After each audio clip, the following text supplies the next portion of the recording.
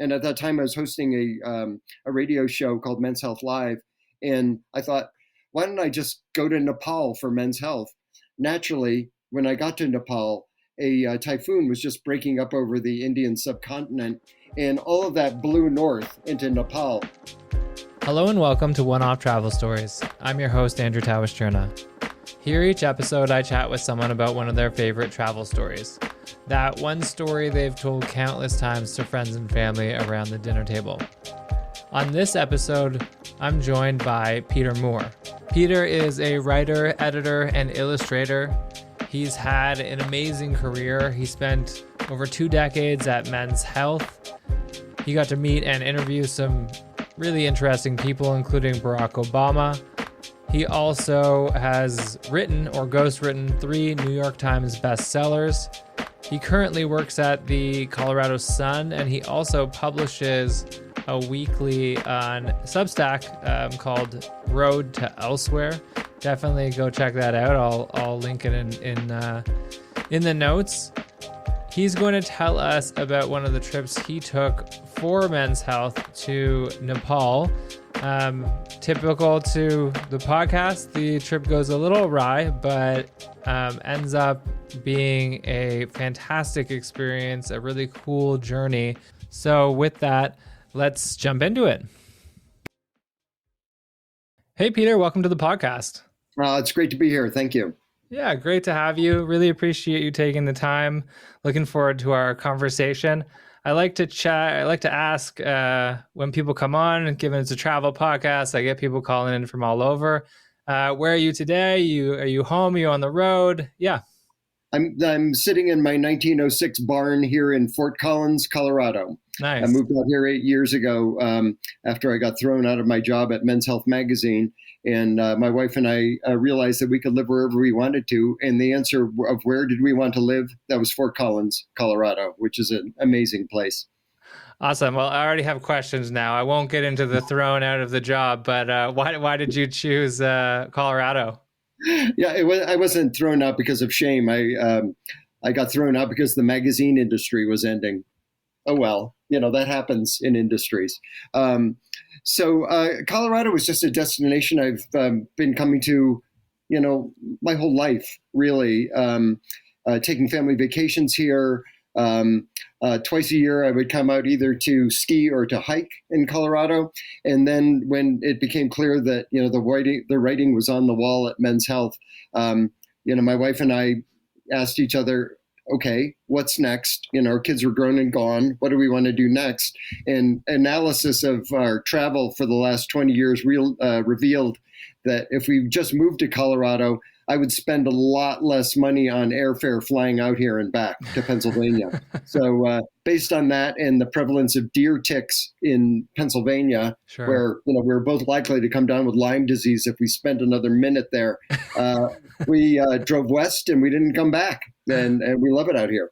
Very cool. I'm in Washington. I'm not from here. I moved out here as well. It sometimes feels very similar to Colorado. I haven't spent enough time there in the mountains, but I get into our mountains, the Cascades, a lot. So I definitely feel you there.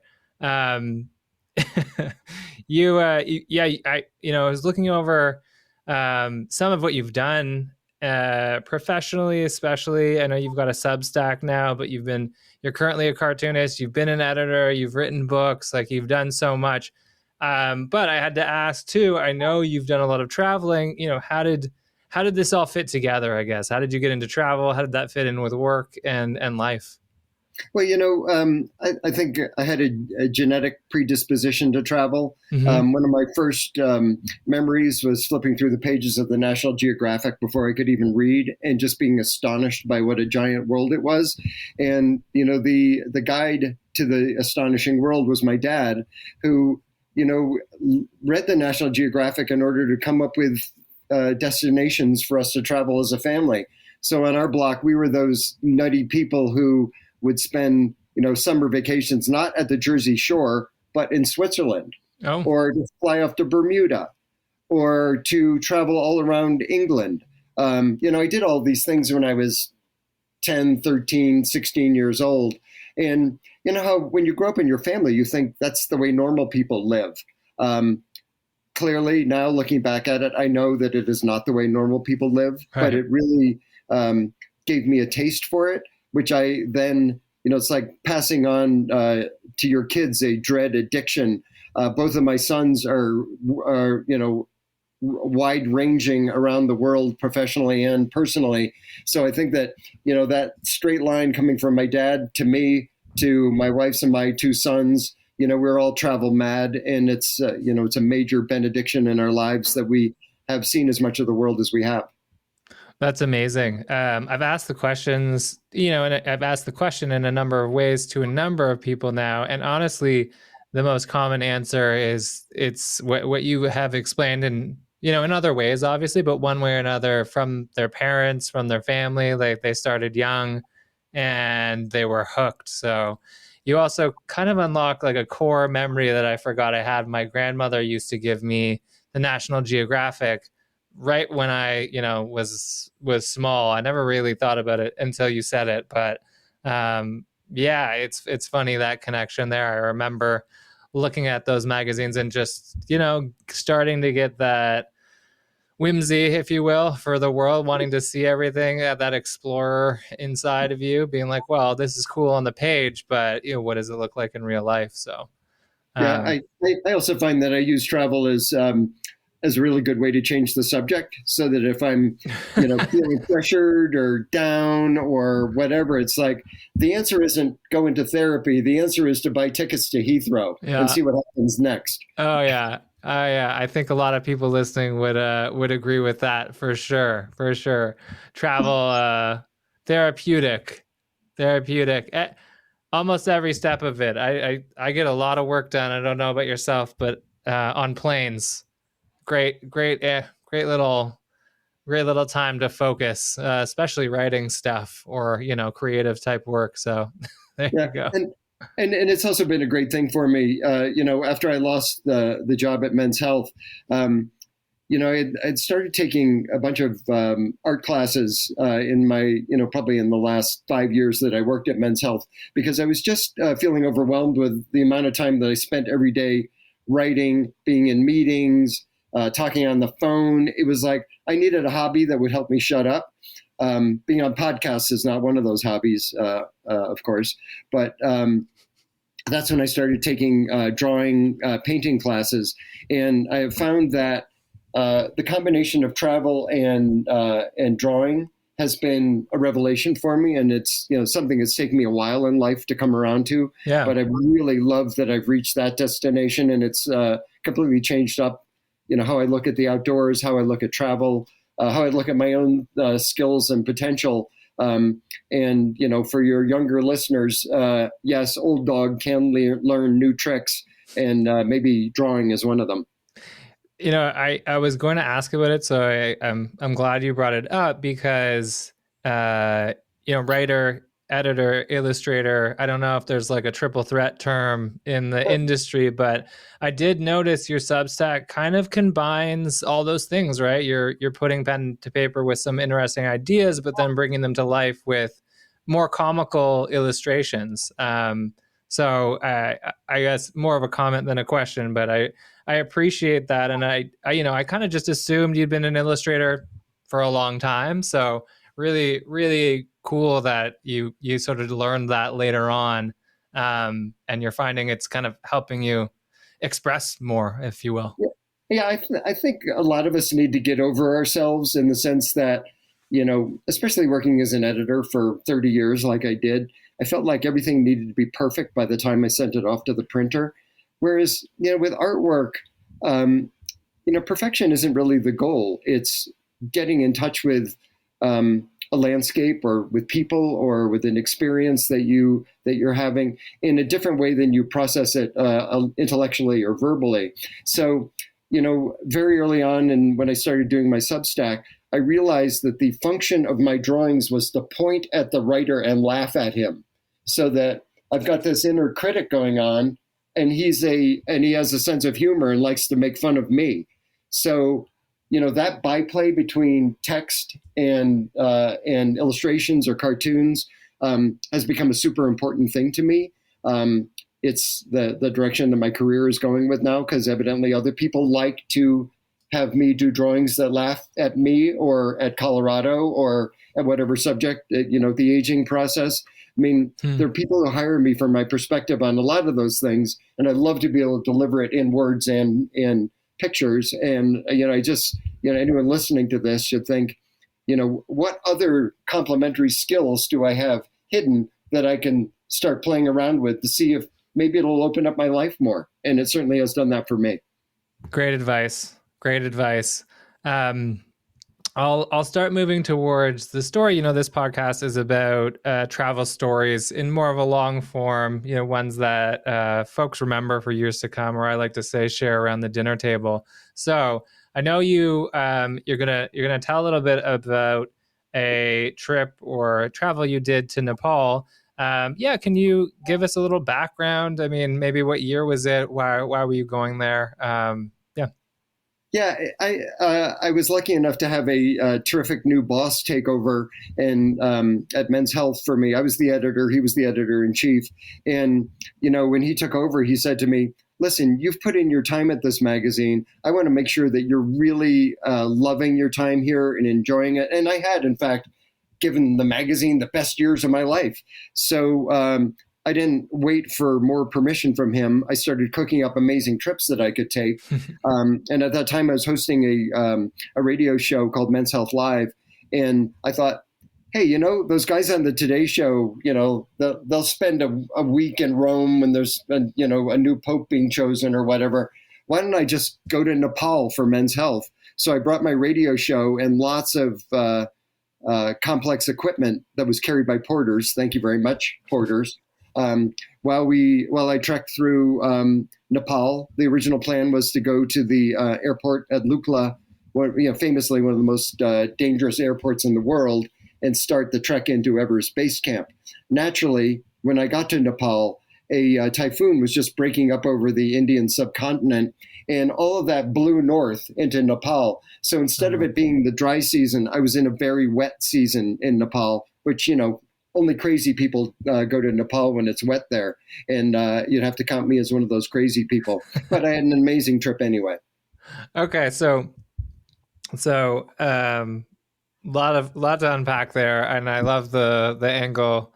I think travelers, probably everyone who travels has thought, like, how can I get someone to pay for this trip? Whether you're watching Anthony Bourdain eating around the world or whatever. So we've got someone live who you managed to do it a little bit at your tail end of Men's Health.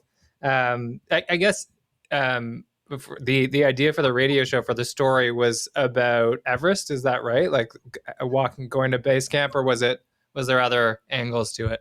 It's part of, it was one of the subject matters that we covered in Men's Health, and I did a fair amount of covering it that way myself, was travel as transformation.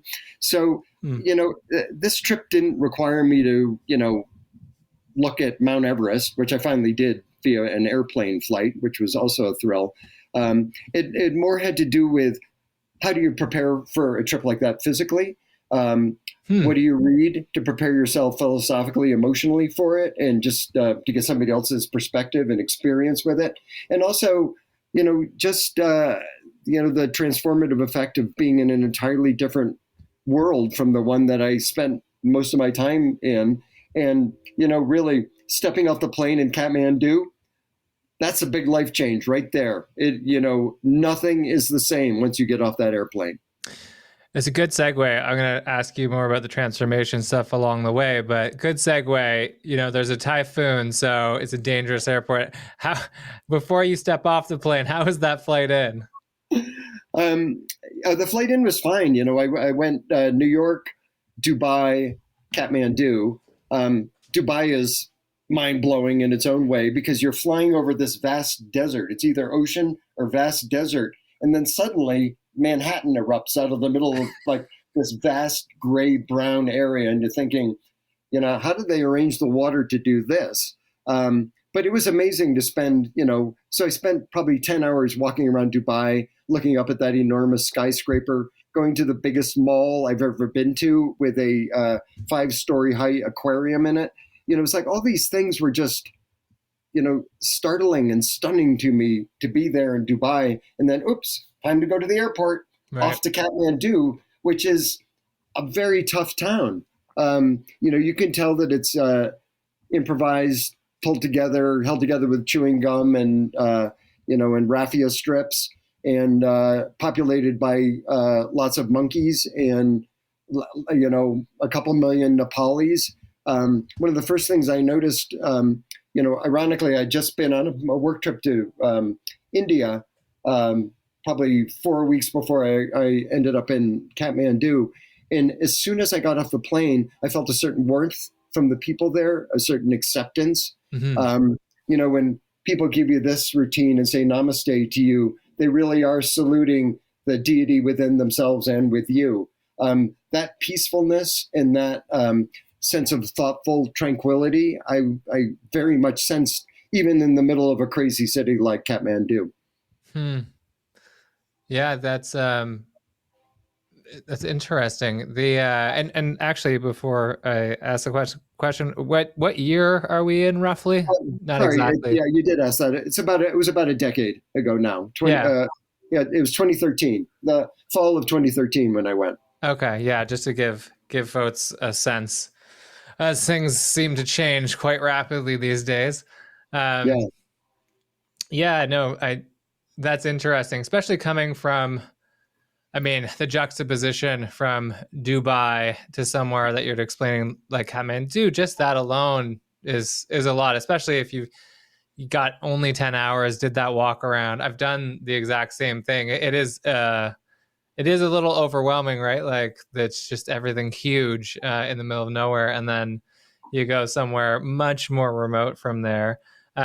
So you step off the plane, and as you said, there's a sense of peace that runs over you, but I take it you've got to work too. So where are you off to next when you So arrive? we spent a few days just to get over jet lag in Kathmandu Yeah. and meet up with our tour company. We had a small group of guys that were doing this guide trip together, and we met up with our guide and our host, a man named Deepak, who was just a beautiful soul. That's the only way I could describe him. I could tell from the beginning um, that he was very much committed to acknowledging each of us personally, gauging what strengths and weaknesses we had for the hike ahead, and also setting a tone of cooperation and mutual support as we're heading off to do this thing, which was, very difficult physically. I mean, we Right. weren't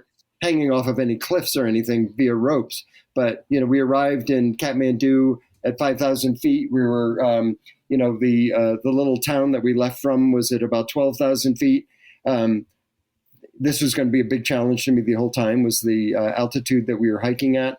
But I also, by a miracle of good timing, managed to catch a bad cold in Emmaus, Pennsylvania before I left. So I was typhoid Peter flying halfway around the world so that I could infect a lot of other people Uh, with a lung infection. It wasn't a good thing, but I didn't have any choice. It was like I was there. This was the trip of the lifetime. I was going to soldier through it, and somehow I made it. yeah. That's definitely that's a lot. I know that happens sometimes, but that's a lot. I actually going back to this topic, travel as transformation. I'm just connecting that with someone like Deepak, because I find this a lot too. What did you do to sort of prepare? And I guess the part two of the question is, how much does someone like Deepak really help you along that journey? It's not something you can really prepare for, right? But when you've got someone like that, it just, yeah, curious. For me, a major part of the fun of travel is looking forward to it and Mm-hmm. preparing for it. So, I had this notion in mind for about 6 months while I was talking my boss into actually letting me go do it and ignore the giant magazine that we were working on at the time, for 3 weeks. But that's when I started, taking books out of the libraries. You've probably run across the Traveler's Tales series. Do you Yeah. know that one? Yeah. Yeah. In the library, actually, like literally, this was like a month ago, and I was looking through travel books because, But I do, I suppose. And I found that one. So yeah. Yeah, Traveler's Tales Nepal, and I read about a guy who had he bent over. He was thirsty, bent over a puddle, and was drinking directly from the puddle. This was a hiker, a trekker in Nepal, and he started having these weird symptoms of hallucinations and all this stuff. And he went to a series of doctors. They couldn't figure it out. Finally, he went to a Nepali, I guess you would call him a shaman, and the shaman looked at him, and then he drew a glass of water, held it underneath the guy's nose, and this worm came down out of his nose. And the guy, took a forceps and pulled an 8-inch worm Oh my out of the God. guy's nasal passages. And it turns out that those worms ordinarily would be crawling up into yak noses, not human noses. But one of them, took advantage of the small opening and was living at home in the guy's head until he found the right Nepali doctor to diagnose him. So that was one of the many travelers' tales I was incorporating, thinking I am going to a very wild place, and I'm going to have to be careful so that I can return home to my wife and family, which evidently I did. And I got zero worms up my nose, Well, just in case anybody's wondering. great. I mean, it's Anyway, that's just part of the preparation. I also put on my hiking boots. I was living in eastern Pennsylvania at the time, very hilly area, and I would put on my hiking boots and a backpack on, and I would run up mountains and back down them at lunchtime every day for probably 2 months before I left. And then also I figured I didn't want to have jet lag when I got to Kathmandu, so every morning I would wake up a half an hour earlier until I was going to bed at about 7 p.m. and waking up at 2 a.m. in order to get myself onto Nepali time in advance. And I think that actually worked, which is kind of surprising. you were well prepared. Well prepared. What Was. is that called? Rucking. I was just reading about this. Rucking, filling up a knapsack with weight and just climbing hills, basically. Yeah. Well, I've been a backpacker for a long time, so that wasn't such a surprise to me. Yeah. But it was, in the end, I needed it because I was going to be traveling at, altitudes and at inclinations that I just wasn't used to in my normal life. That's great. Always good to be prepared, especially for a trip like this. And then, yeah, and then you meet Deepak, and I gotta imagine that felt good, right? In the sense of you did all this preparation, but you've also met someone who seems to be giving genuine care and thought to the situation. Yeah, I remain entranced by the Nepali people. One of the, my buddy and I, who I've known my whole adult life, we were walking around on the streets of Kathmandu not long after we got there, and we saw a bunch of guys walking around holding hands. And I thought, well, you wouldn't see that even in certain neighborhoods in New York City. You don't see a lot of guys walking around holding hands. And we asked Deepak about it, and he said, "Oh, they're just best buddies." And that's the way they show it to each other, which I think is a beautiful gesture. So my friend Ron and I, I traveled with him. I said, we've known each other for a long time. Let's try to walk down the street holding hands. And we only lasted for about 3 seconds because it was just too weird to do that. Yeah. But, it speaks to me anyway. It speaks to a certain responsiveness and empathy among people in Nepal toward each other. At least that's how I'm interpreting it. I've spent a total of 3 weeks there in my whole life, so I'm not an expert. But just witnessing it on the street and seeing what people were up to and the consideration they gave each other, and to me as a I remember I was on the airplane flying from Dubai to Kathmandu, and there was a Nepali man like standing in the aisle. He was clearly waiting to go to use the restroom on the plane, just like I was. And he turned around and saw me, and he said, "Oh, you're from the United States. You should go first to the lavatory." And I said, "Why should I go first?" He said, "Well, because we Nepalis are always so grateful when anyone from your country agrees to come visit us. So I owe you that." And of course, I pushed him off to the bathroom and let him go first. But it was just like that somebody would see me and have that kind of consideration for me was nice, right? kind of amazing. And could you imagine that happening, on your average flight into LaGuardia? I don't think so. Probably not. No. Yeah, I do. I always love those situations where you see something that's so foreign to our culture and you are able to kind of just think through why? Like, does it really, like, holding hands feels very strange, but really, does it matter, right? Like, is it a big deal? No, not really. So you can see it live in action where people aren't thinking about it at all the same way, which is always very interesting. Yeah, Obviously, we talk about food a lot, being one of those things, but it's a great example. You know, buddies holding hands. yeah. um, However, briefly. yeah, yeah. You guys gave it a shot. I Yeah, we appreciate it. did. I appreciate that. Um, okay, so you're there and you're prepping for your hike.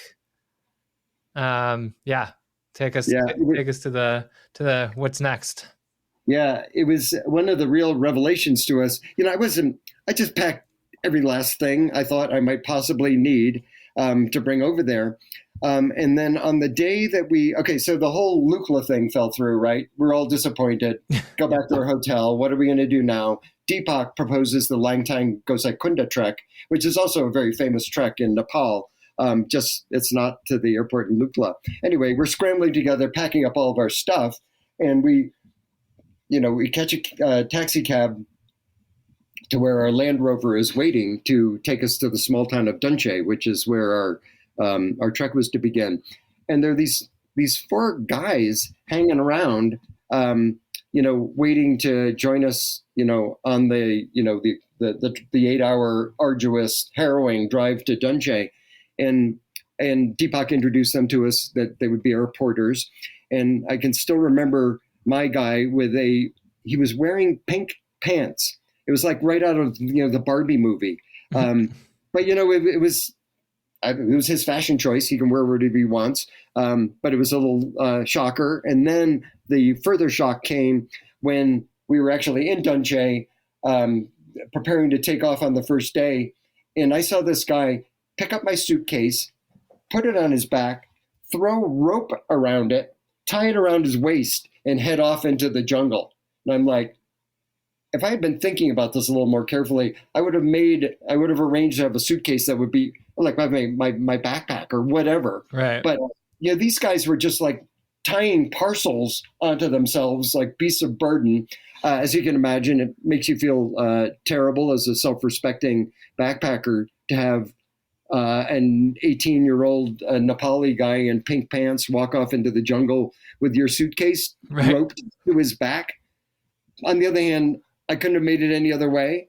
And, we did tip them very well at the end of the trip. But, guilt is something that you carry with you when there's a porter ahead of you on the trail with your suitcase strapped to his back.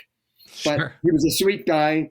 He didn't speak my language. I didn't speak his, but we had a sharing time together. And he knew that I appreciated all that he did. And I think that he thought it was kind of cool to rub shoulders with these crazy people from America who wanted to hike into Langtang and Gosainkunda. So we got along well.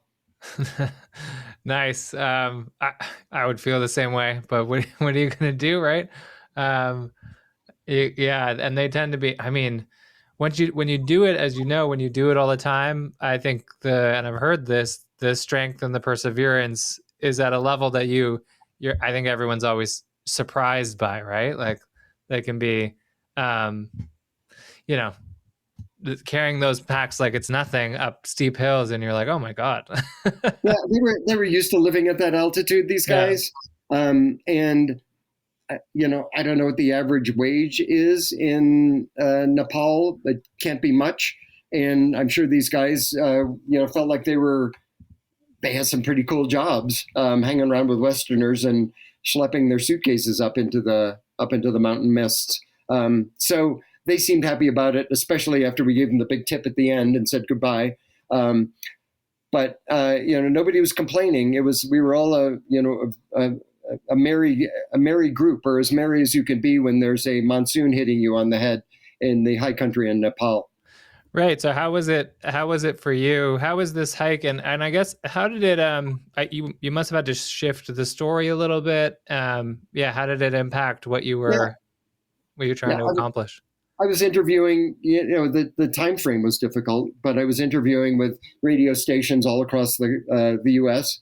About this trip, talking about my reflections on Nepal, the importance of a trek that it can have in your life.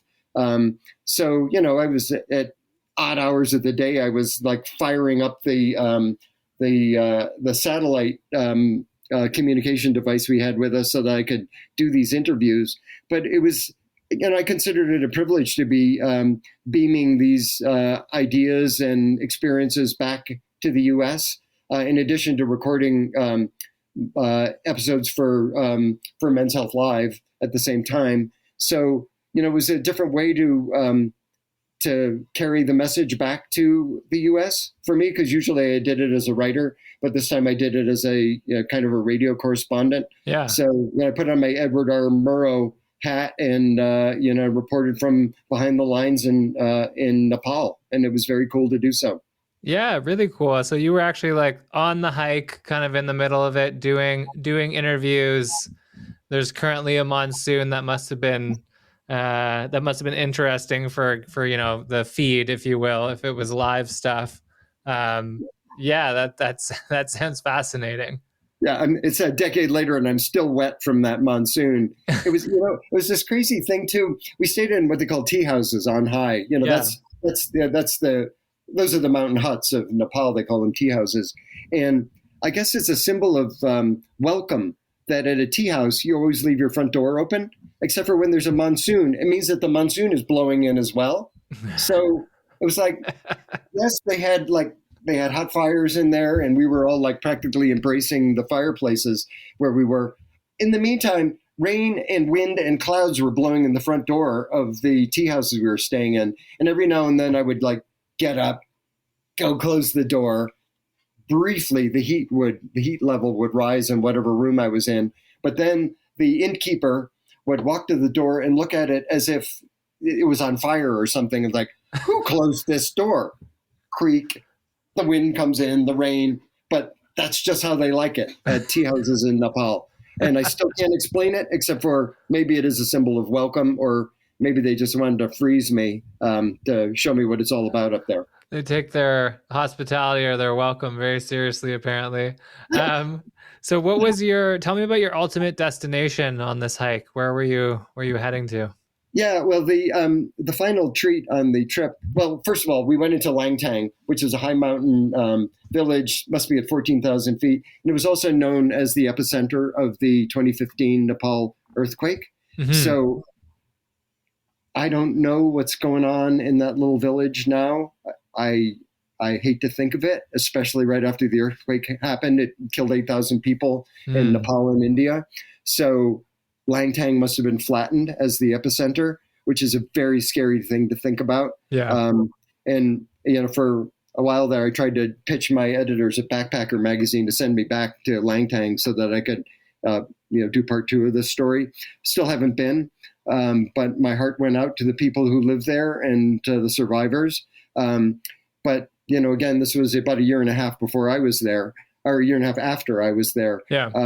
The end of our trip was to a lake called Gosainkunda, which is a pilgrimage site in Nepal. And the legend of Shiva, the Hindu god of creation and destruction, had him going to Gosainkunda because he had been given, he had drunk all the poison of the world into his body, mm-hmm. and he needed to go to Gosainkunda and lie down underneath the lake to have his body purified and have the world saved from these poisons. A beautiful gesture if you're a Hindu god, for sure.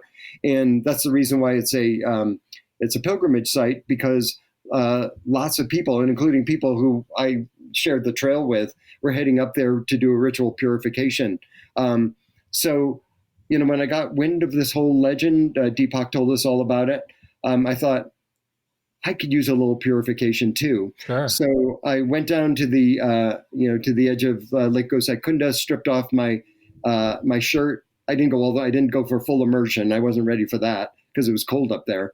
But I did just have a ritual bath, washing my face, washing my upper torso, running water through my hair, and I'm getting a chill even mentioning it now because it was such a beautiful place. And also the people around me were, having like a serious religious moment, and I couldn't help but have that myself. So based on that whole experience, I pitched Backpacker on a story about spiritual hikes that you can take, and the Gosainkunda hike was one of the jewels in that piece, where I could talk about a place that really did have a spiritual feel to it. Made me feel different to be there. I felt different now that I have been there and washed myself in the waters. And your disbelieving listeners can say, "Oh, that guy's a religious sap," but until you're there and the feeling washes over you, you don't know how it's going to affect you. And it affected me in a very big way. Well, I think everyone can agree that they probably carry some weight that they would like to have, cleansed. And even it doesn't need to be that lake; it could be anywhere. But when you've got a goal that you're working towards, and the end result is something like that, but yeah, that could have an impact. And so, it strikes me, especially since that wasn't your intended destination, right? Like, you guys had to sort of switch. You had to change ideas on the fly and then come up with what ended up, what you were just explaining that you wrote. That also has, that feels like typical travel, like how a lot of these stories, it's serendipity, right? Turn out. So yeah, it sounds very beautiful. I know I'm wondering, okay, how do I get there? That I'd love to do that too. So really, really amazing that that was sort of your end part of the hike anyway, and what this sort of led up to. Yeah, lots of people get credit for having used the phrase, "It's the journey, not the arrival, that matters." So when I got to Kathmandu and found out I wasn't going into Lukla, I was in Nepal. I was going to make the most of it anyway. And okay, so I didn't have that experience of being at base camp, which I understand is a complete awful mess. So maybe I got saved from that, and maybe there was some subtle wind blowing me into the direction of Gosainkunda and Shiva and in the ritual bath. Plus, I also up there got this very attractive hat. I bought this hat.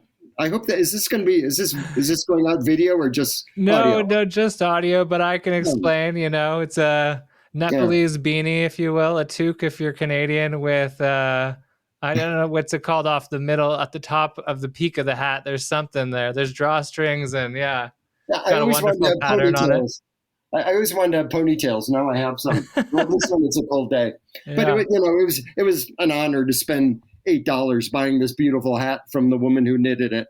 In her tourist trap right next to Lake Gosainkunda. I was very happy to support her. That's amazing. And I was going to say, maybe not such a subtle wind blowing you that way. You had a full monsoon, so Yeah, the whole thing about type 1 fun, type 2 fun, and type 3 fun. The type 3 fun is the kind that kills you. Type 2 fun is the kind that when you come back, you have a heck of a story to tell. And I feel like the whole Nepal thing was type 2, in that I was uncomfortable for much of the time, didn't sleep so well at night. We were in very difficult circumstances, and I had all that Western guilt to carry with me while somebody else was carrying my pack. But it was all such a vivid experience. Based on coming on, your show, I just reread my journals about it, and it was just like amazing to travel back there, put myself into the shoes of 10 years ago me, and to experience those raw emotions that I was having while all this was going on in Nepal. sure. And I imagine, you after working for Men's Health for so long, at that stage, something like that can be a bit more eye-opening. There's more to reflect on anyway. Yeah. I think about, I eventually spent 20 years working for Men's Health, and a lot of it was, it was a cool magazine to work for, and I learned a lot. And there's any office has a ton of drudgery to it, headbutting among employees, and I was a big boss, so I had to separate the warring parties.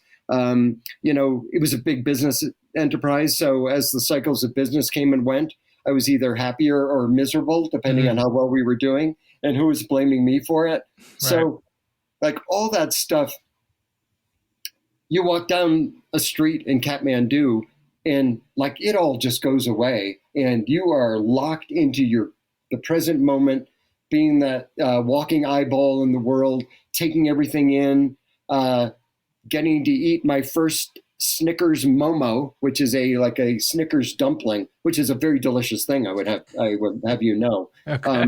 Momos in general are an amazing kind of one-handed dish. So it was like the food, the people, how it all looked, having monkeys around me all the time, like all these things were just astonishing for a kid from Connecticut to find himself immersed in all this. So the office could go away, even though I was doing interviews about it all the time. The office could go away to a certain extent, and I could just be there in the world immersed, which was really a gift.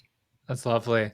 So, anything interesting on your way out of the hike and wrapping up the trip? How was the rest of it?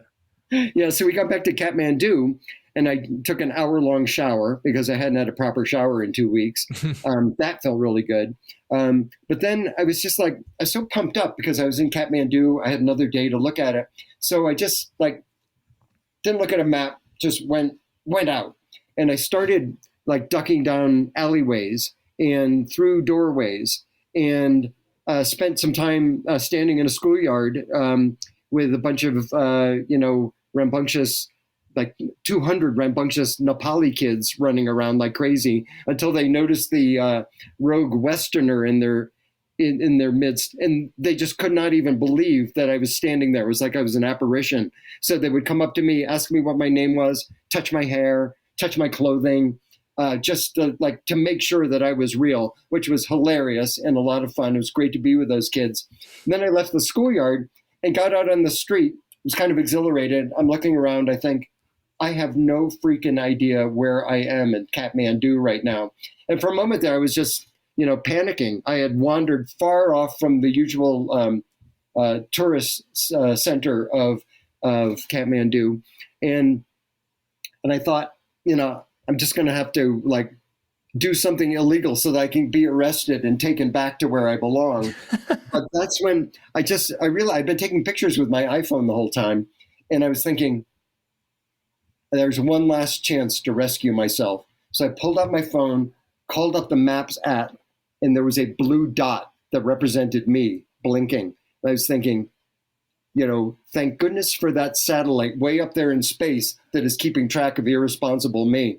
So I was holding my phone in my hand, watching the blue dot as that dot was heading back toward the safety of the tourist area in Kathmandu. And eventually I made it back onto streets that I recognized.